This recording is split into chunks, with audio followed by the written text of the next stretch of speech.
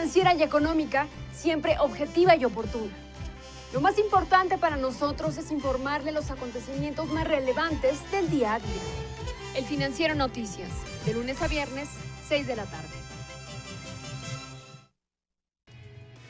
El Financiero, presente en las redes sociales. Síguenos en Twitter, @elfinanciero_MX. Interactúa con nosotros en Facebook, /El Financiero MX, y en el canal de YouTube Financiero México podrás ver el histórico de videos. El Financiero, presente en las redes sociales. Muere el presidente venezolano Hugo Chávez. Ha fallecido el comandante presidente Hugo Chávez Frías.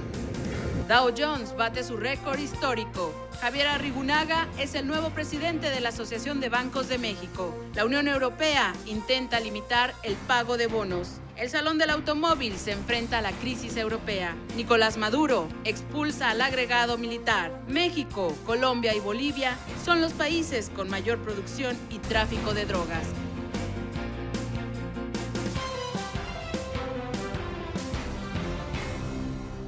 Hola, ¿qué tal? Muy buenas tardes. Como siempre, les saluda Lucero Álvarez Orrantia. Bienvenido al Financiero Noticias. Estas tardes se genera, por supuesto, información muy importante. Miren, Estados Unidos, pese a la crisis presupuestaria y disparada la deuda pública, los inversionistas recuperan la confianza poco a poco en las empresas.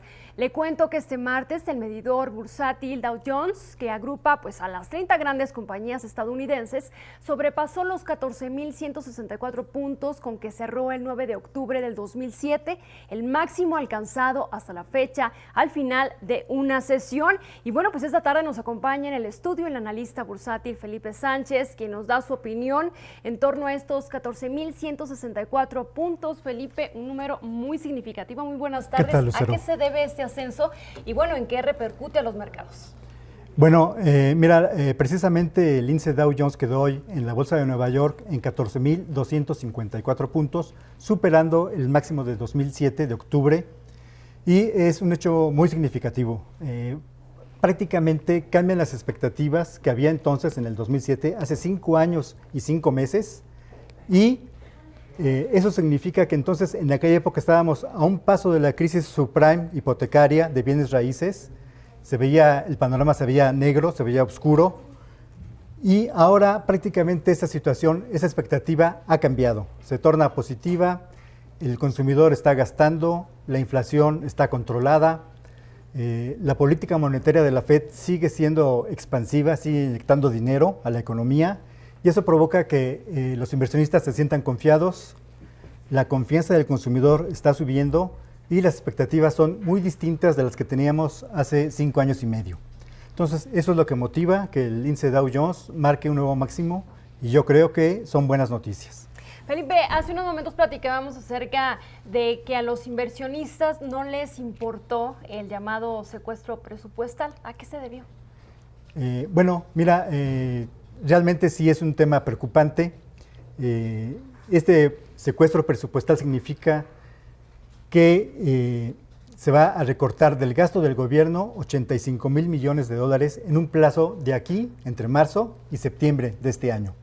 Este gasto va a ser diferido, es poco a poco, es paulatino y en diferentes áreas.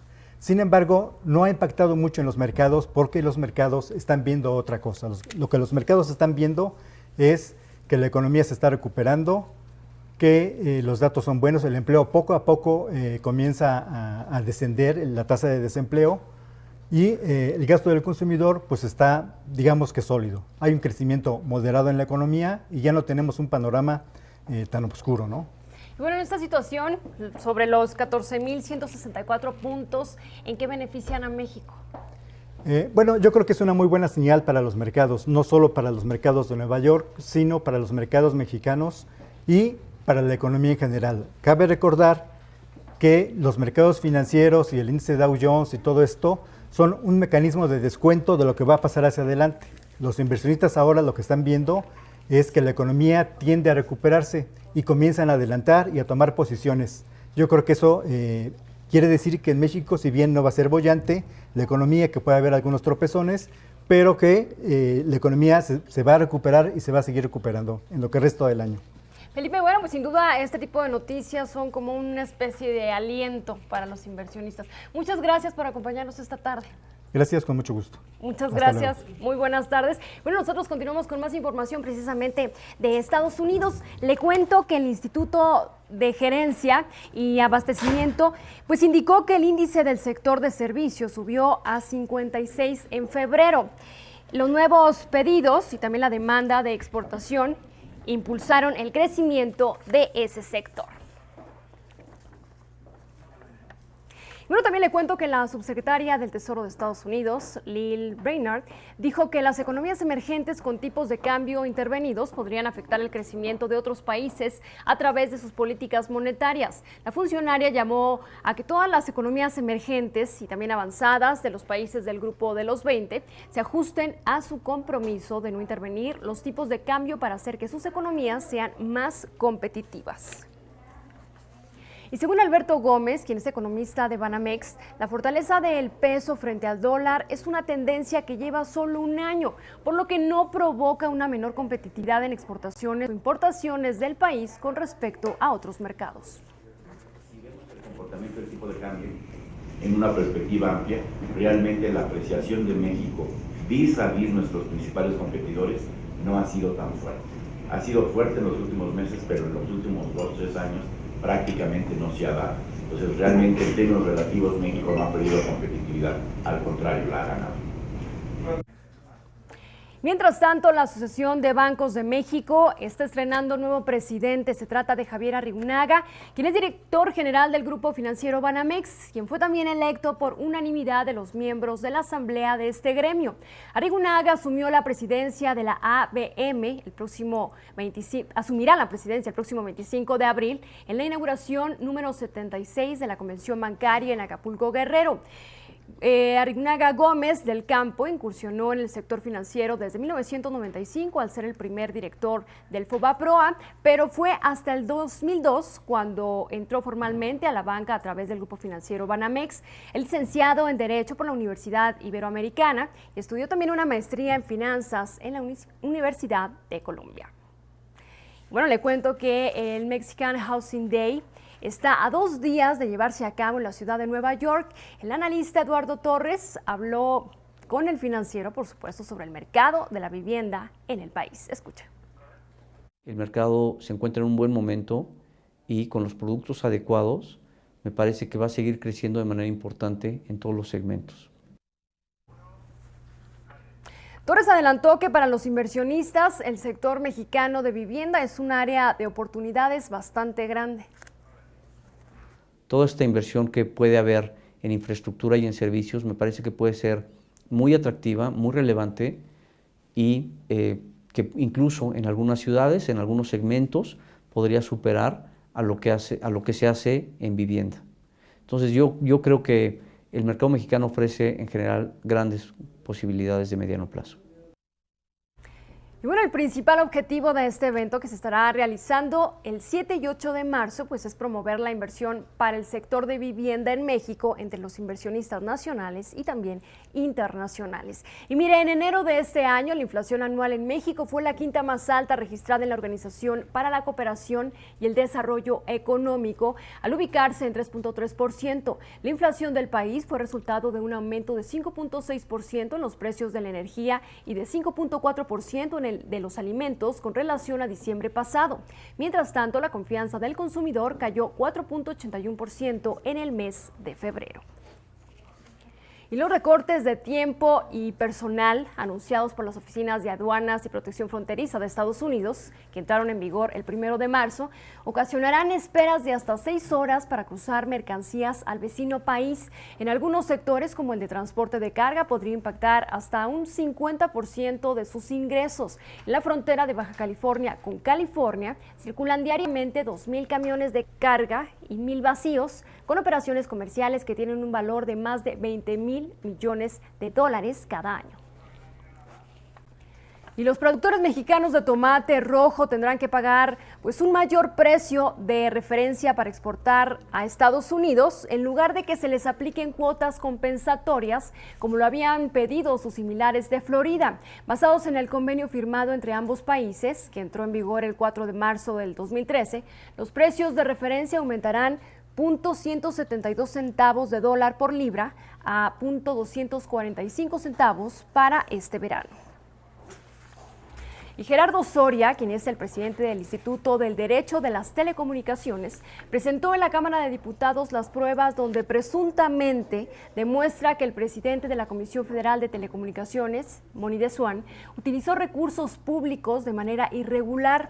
Las pruebas presentadas por Gerardo Soria aseguran que el presidente de la COFETEL ha desviado más de 130 millones de pesos en el erario público.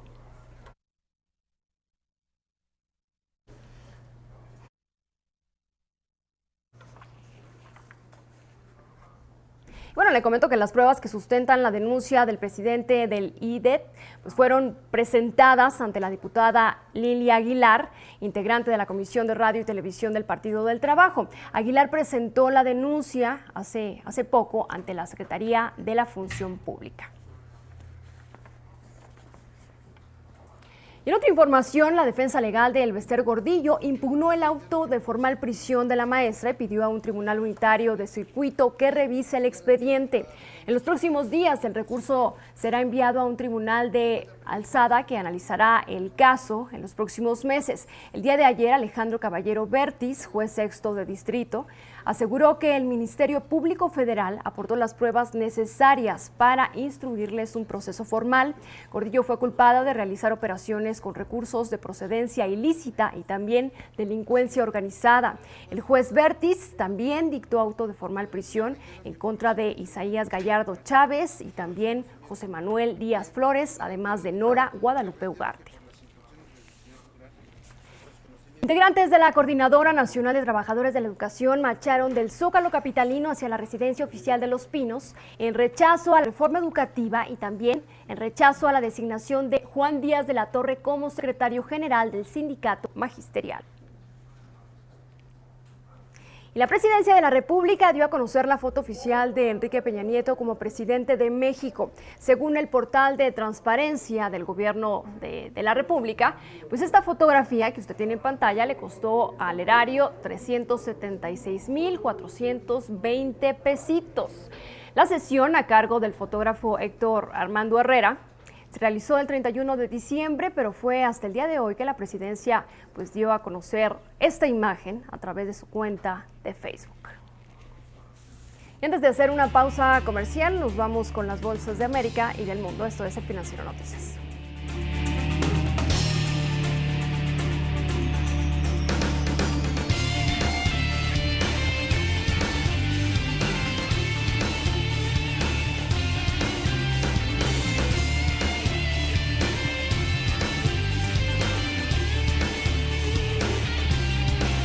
Al regresar, la Unión Europea intenta limitar el pago de bonos. El Salón del Automóvil se enfrenta a la crisis europea.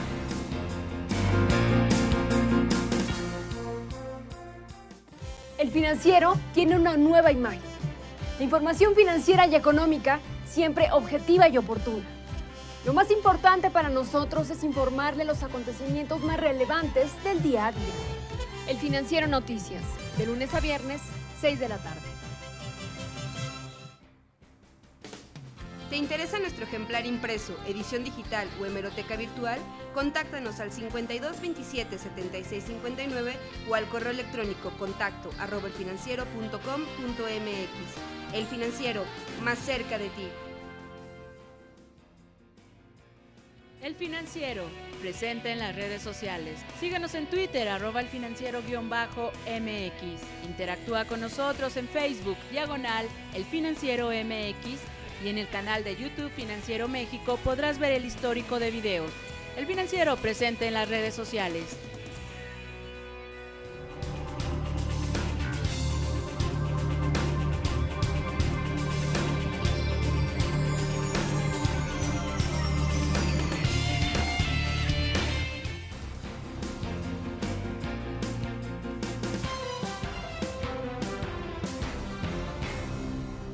Regresamos con más información. Miren, la Unión Europea llevará negociaciones para dotarse de una ley que limite los bonos de los banqueros, pese a la oposición de Reino Unido. La nueva ley determinará que los bonos de los directivos de bancos europeos no puedan superar su salario fijo anual o el doble de ese valor en casos excepcionales aprobados por los accionistas. La medida establecerá también nuevos requisitos de capital a la banca con el objetivo de aumentar resistencia ante futuras crisis.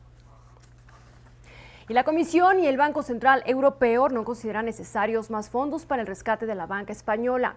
En junio del año pasado, el gobierno español se vio obligado a solicitar un rescate a los socios europeos por hasta 100.000 millones de euros para la banca. De la línea de crédito ofrecida, pues entregaron 41.000 millones de euros.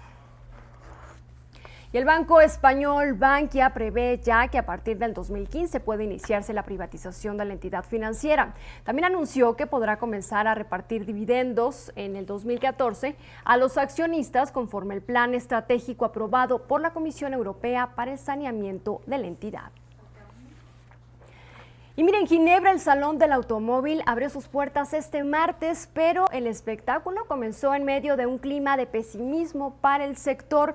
El evento, considerado uno de los más importantes del año, estará fuertemente marcado por la crisis en Europa. El año pasado, solo 12 millones de coches nuevos fueron vendidos en la Unión Europea, la cifra más baja desde 1995. Este año, las ventas de febrero registraron fuertes descensos en muchos países, incluyendo a Alemania, que es el primer mercado de Europa Occidental.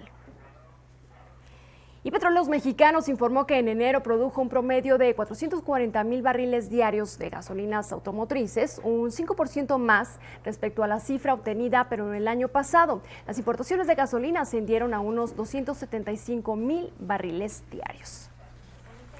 Y Walmart de México anunció ya la creación de una vicepresidencia ejecutiva para los asuntos legales, éticos, institucionales, desarrollo de negocios y protección de activos, que estará a cargo de Alberto Sepúlveda. Ese anuncio se da luego de que la firma se está enfrentando en México y también en Estados Unidos algunas investigaciones por el presunto pago de sobornos para obtener permisos de construcción de sus tiendas. La empresa también anunció que buscará capitalizar el potencial del comercio online en nuestro país y en segundo trimestre de este año lanzará su portal para realizar las compras ya en línea. Y la farmacéutica mexicana Genoma Lab informó que propondrá en su asamblea ordinaria la cancelación de 4.02 millones de acciones de la serie B. El paquete representa alrededor del 0.38% de las más de 1 millón de acciones de circulación de la empresa al cierre del cuarto trimestre. De ser aceptada esta propuesta, le cuento que los accionistas incrementarían su participación en Genoma Lab respecto al número total de acciones representativas del capital social. Ahí está. Y mire, Panasonic vendió un edificio de 43 pisos que se ubica en Tokio por 36 millones de dólares a dos inversionistas japoneses, entre ellos el comprador de un bloque de oficinas de Sony la semana pasada. El segundo banco más grande de Japón se quedará con el 90% del inmueble y Building Fund será la propietaria del 10% restante. Ahí lo tienen. Y no deje de consultar en el portal del Financiero los principales indicadores financieros. Hacemos una pausa y regresamos con más información.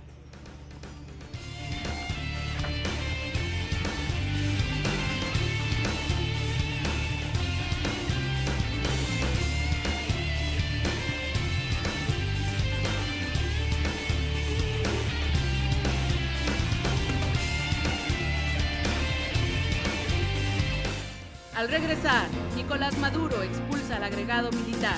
México, Colombia y Bolivia son los países con mayor producción y tráfico de drogas.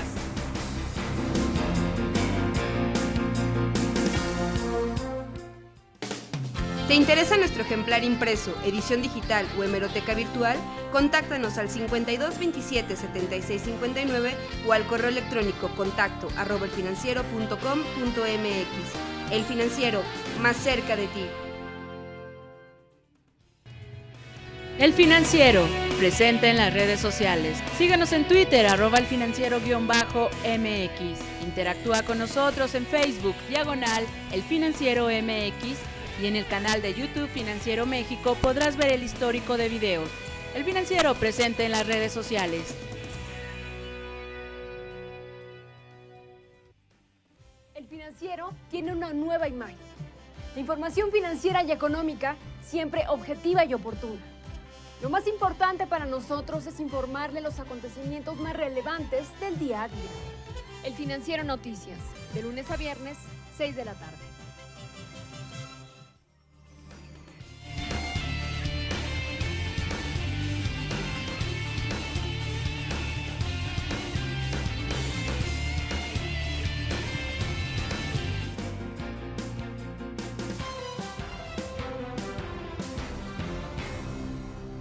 El presidente de Venezuela, Hugo Chávez, murió. Después de una extensa lucha con el cáncer, Chávez perdió la batalla. El vicepresidente de la nación, Nicolás Maduro, dio la noticia. Escuche.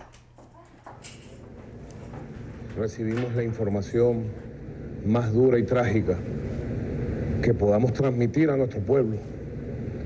A las 4:25 de la tarde de hoy, 5 de marzo, ha fallecido el comandante presidente Hugo Chávez Frías. Bueno, horas antes del anuncio de la muerte de Hugo Chávez, Nicolás Maduro expulsó al agregado militar aéreo de Estados Unidos, David del Mónaco, acusándolo del reclutamiento de gente para perturbar al país. Le pidió un plazo de 24 horas para abandonar Venezuela.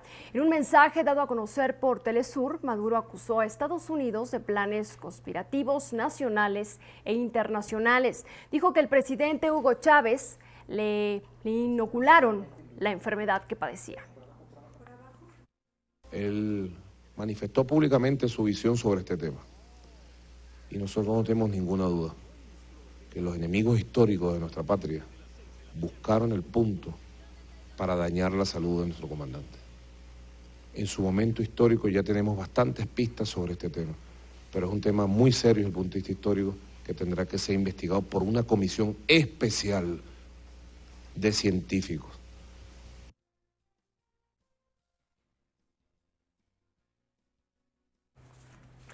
Bueno, esta tarde me acompaña aquí en el estudio Gabriel Moisen, quien es un prestigiado analista político e internacional. Gabriel, ¿qué tal? Muy buenas tardes, ¿cómo estás? Muchas gracias por invitarme. No, a ti por estar aquí. Y bueno, ¿cuál es el escenario político que enfrentará Venezuela durante los próximos meses, o más bien durante las próximas semanas con la muerte de su presidente? Bueno, de entrada creo que hay un poco de incertidumbre, lo cual es natural debido a este fallecimiento, que si bien ya se venía esperando en las últimas semanas, no deja de ser pues, un acontecimiento muy fuerte. Y sin embargo, creo que las bases están sentadas para que haya una transición con cierta estabilidad. La Constitución es muy clara, marca que en 30 días se tiene que convocar a nuevas elecciones. El país va a ser dirigido mientras tanto por el jefe del legislativo, el señor Elías Jagua. Habrá elecciones en las que seguramente se va a presentar Nicolás Maduro, el actual vicepresidente, que competirá sin duda alguna contra Enrique Capriles, que ya fue el candidato de la oposición a las últimas elecciones generales cuando había ganado su reelección Hugo Chávez. Y bueno, vamos a ver qué resulta de ahí. Y bueno, sabemos que algunos países recibían apoyo en cuestiones de petróleo de Venezuela. El presidente Hugo Chávez incluso hacía algunos intercambios con algunos países y él aportaba petróleo. ¿Cuál será la situación de esas naciones? Bueno, esos países, sobre todo estoy pensando en Petrocaribe, que fue una organización que él estableció en los últimos años para surtir de crudo barato y también de gas a algunos de los países, digamos, más rezagados del Caribe, no tan rezagados como Trinidad y Tobago, que es un gran productor también de petróleo y de energéticos. Pero en la situación que respecta a Estados Unidos, los analistas que hoy fueron consultados en Houston y en otros lugares en Estados Unidos señalan que la dependencia de Estados Unidos se ha reducido notablemente en los últimos 20 años por el aumento de la producción interna en Estados Unidos. No es ya la Venezuela que era la llamada Arabia Saudita de Sudamérica, que Estados Unidos tiene una gran dependencia respecto a ellos. Entonces, en caso de inestabilidad, yo creo que el impacto en el mercado petrolero va a ser mucho menor de lo esperado. Bueno, ¿la relación con Estados Unidos pudiera mejorar con su muerte? Probablemente, aunque es muy difícil saberlo. Maduro ha prometido seguir en la misma senda de confrontación que Chávez marcó. Si fuera el ganador de las elecciones Capriles, podríamos ver un vuelco muy importante, no solamente a nivel de Venezuela y Estados Unidos, sino a nivel regional de América Latina, incluso yo me atrevería a decir de todo el mundo. Gabriel, pues estaremos aquí en El Financiero al pendientes de cómo se desarrolla este proceso político y esta noticia que durante las últimas horas pues, ya ha dado la vuelta al mundo. Muchas gracias por acompañarnos. Gracias. Gabriel Moisen, analista político e internacional. Y bueno, también hacemos un enlace vía telefónica con mi compañera Corina Rodríguez Pons, quien es corresponsal de Bloomberg News. Ella está en Caracas. Platicamos con Corina, quien, bueno, pues se encuentra en el lugar donde lo acabo de mencionar. El día de hoy se generó una información que le dio la vuelta al planeta. Corina, adelante. Buenas tardes. Hola, buenas tardes. Muchas gracias por la invitación. Pues sí, estamos aquí en Caracas en el medio de las informaciones que se han ido generando en las últimas horas. El vicepresidente Nicolás Maduro tuvo una cadena nacional de radio y televisión primero al mediodía por unos 50 minutos, donde pues reconocía que la salud del presidente se había ido deteriorando desde el domingo y eran las horas más difíciles desde la operación a la que se sometió el presidente Chávez en diciembre del año pasado. Y bueno, pocas horas después, apenas 2 horas después, el vicepresidente Maduro anunciaba que el presidente Chávez había muerto a las 4:25 de la tarde de hoy en el Hospital Militar de Caracas. Y bueno, evidentemente llamaba a la calma, a la paz y a la reunión de los simpatizantes del presidente Chávez en las plazas Bolívar de todo el país para de alguna forma recordar al líder máximo de la revolución bolivariana, que tiene ya casi 4 años en el poder en Venezuela. Corina, bueno, durante los últimos meses veíamos en las calles de Venezuela fiesta en apoyo al presidente venezolano. Bueno, ¿cómo es la reacción en este momento de todo el pueblo? ¿Ya se sabe alguna fecha del funeral del presidente o la manera en la que se va a manejar? Mira, lo que hemos visto en estas últimas horas es que efectivamente la gente ha atendido el llamado al vicepresidente.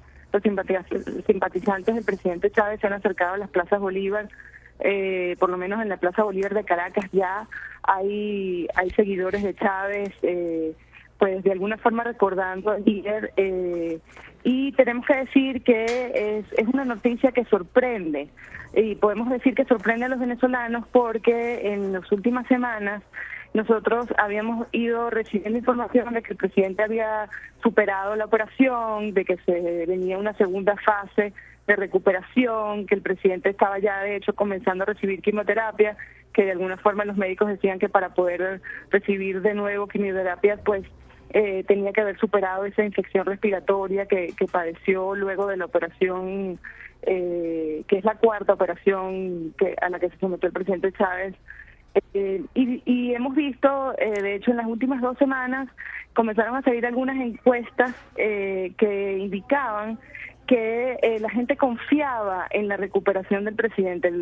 2 encuestadores importantes en el país decían que más del 60% de la población pensaba que el presidente se podía recuperar, tenían la esperanza de que el presidente reelegido en octubre pasado podía volver al poder. Y de alguna forma la información fue cambiando, ha sido de una semana para acá. El parte médico del viernes fue el primer parte médico donde decían que la tendencia ya no era favorable con respecto a la infección que padecía el presidente Chávez, y ya fue entre ayer y hoy cuando comenzamos a oír a las voces autorizadas de gobierno diciendo que el presidente enfrentaba horas difíciles luchando por su salud. Evidentemente sí es cierto que los medios hemos estado muy alertas porque llevábamos más o casi 90 días sin poder ver al presidente Chávez desde que partió a La Habana a someterse a la intervención quirúrgica, y nunca habíamos tenido ni tuvimos un parte médico de su equipo médico que indicara exactamente qué estaba sucediendo, y de hecho todavía no conocemos realmente de qué tipo de cáncer padecía el presidente Chávez. No lo sabemos. Corina, muchas gracias por tu reporte. Platicamos contigo el día de mañana. Muy buenas tardes, Bueno, Corina. muchas gracias a ustedes. No, a ti, Corina Rodríguez, quien es corresponsal de Bloomberg News allá en Caracas. Un abrazo para ti. Bueno, continuamos con más información en relación a Hugo Chávez. Aquí le contamos más sobre la vida de este polémico personaje político. Vean. Este cáncer no podrá con Chávez tampoco. A las 4:25 de la tarde de hoy, 5 de marzo, ha fallecido el comandante presidente Hugo Chávez Frías. Aunque los venezolanos nunca dejaron de rezar, esta tarde Chávez perdió la batalla contra el cáncer a los 58 años de edad. Criado por su abuela, Hugo Chávez fue pintor, cantante, escritor, pero sobre todo fue un militar que gobernó Venezuela por 20 años. El militar y político venezolano que llegó a la presidencia con la bandera de la Revolución Bolivariana tuvo que enfrentar duros golpes a lo largo de sus años como presidente. Pero sin duda, fue la crisis de salud provocada por el cáncer lo que puso en jaque su permanencia en el poder. Sus comentarios críticos le generaron el apoyo de fieles seguidores, pero también la oposición de los enemigos más férreos, aunque casi nunca perdió su sentido del humor. Tiene que acabarse cualquier forma de injerencia de los imperios. Y la CELAC es el arma más poderosa, potencialmente más poderosa. Noche de paz, noche de amor. ¿Por qué no podemos vivir en un mundo de paz? ¿Por qué tiene Estados Unidos que pretender ser dueño del mundo si no lo va a hacer ya? Acéptenlo. ¿Por qué tienen que tener, no sé cuántas bases militares ya en el mundo, y submarinos, y bombarderos, y armas invisibles? Y no es por qué. ¿Por qué no respetan al mundo? Hugo Chávez fue diagnosticado con cáncer en junio de 2011, lo que terminó con su intención de contender por la presidencia para 2013. Hoy, Hugo Chávez está muerto. Para El Financiero Noticias, Miriam Castro. Hasta aquí la información más relevante de esta tarde y como siempre lo invito a que esté al pendiente de las noticias en el portal www.elfinanciero.com.mx y podemos estar como siempre en contacto a través de las redes sociales, Twitter, Facebook y YouTube. El Twitter personal, Lucero Álvarez O, ahí los tiene todos en su pantalla. En nombre de todo el equipo que hace posible esta transmisión, como cada tarde, que tenga una excelente noche. Hasta luego.